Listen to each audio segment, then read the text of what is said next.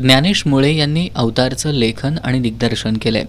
राजकीय आणि सामाजिक परिस्थितीवर विनोदी शैलीत भाष्य करणाऱ्या या नाटकातून काही चतुर लोक राजा आणि प्रजा यांच्या अज्ञानाचा आणि निष्क्रियतेचा फायदा घेऊन आपलं हित कसं साधू शकतात हे दाखवून देत सामान्यांच्या हातात काय हा सर्वकालीन प्रश्न या नाटकातून उपस्थित करण्यात आलाय।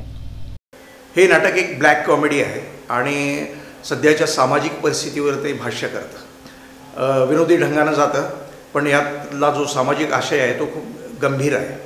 मी पूर्वी शिवाजी विद्यापीठाच्या नाट्यशास्त्र विभागात शिकवत होतो आणि तिथून पासआउट झालेली बरीचशी मुलं की ज्यांना नंतर स्टेज मिळत नाही अशा मुलांसाठी मी ही ॲक्टिव्हिटी करतो, त्यांना घेऊन हे नाटक करतो। या नाटकात सुशांत करोशी यांनी समाजातील चतुर लोकांचं प्रतिनिधित्व करणाऱ्या बाळोबाची भूमिका साकारली आहे।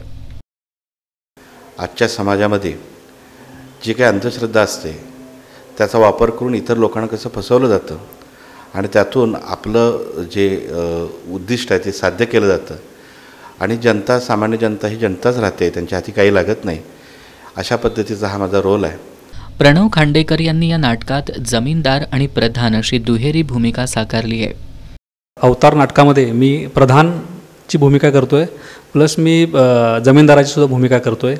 ही भूमिका करताना एक जमीनदाराची भूमिका एक चॅलेंजिंग भूमिका आहे आणि मी जनतेचं शोषण करतोय असं त्यात दाखवण्यात आलेलं आहे। काम करताना खूप चांगलं वाटलं, सरांच्याकडनं खूप शिकण्यासारखं आहे। पात्र संख्या जास्त असून सुद्धा सर्व कलाकारांनी समन्वय राखत सादरीकरण केलंय। नेपथ्य, प्रकाश योजना आणि पार्श्वसंगीतामुळे नाटकाचा आशय अधिक प्रभावीपणे प्रेक्षकांपर्यंत पोहोचलाय।